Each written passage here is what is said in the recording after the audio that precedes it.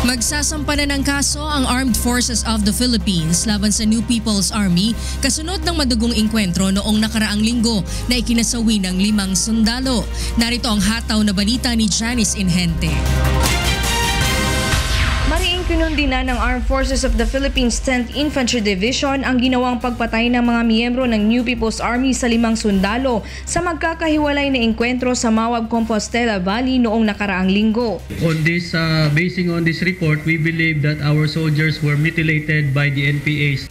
Ilang sundalo rin ang nasugatan sa engkwentro at ang iba dito ay kinuhanan pa ng armas ng rebelding grupo. How our troops suffered, nag-suffer na dito sa pagkamatay nila, and they have to be subjected for inhumane and barbaric act. Bunsod ng pangyayari, plano ng AFP na sampahan ng mga kaukulang kaso sa korte ang NPA. Yes, we are endeavoring on bringing up this case of our mutilated soldiers in the GRP panel. Mag-endeavor po kami ng filing of cases on violations of the Karil and of course violations of our laws, no, at ating laws of the land.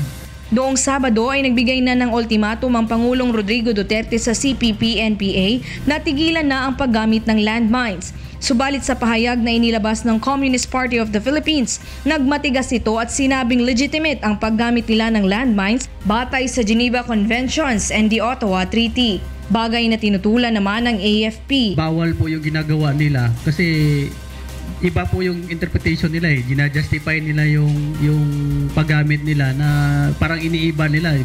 They are trying to confuse the people na clear na sinasabi doon sa Comprehensive Agreement on Respect for Human Rights, the International Humanitarian Law, na landmine po yung ine-specify doon, and pareho lang po yung effect.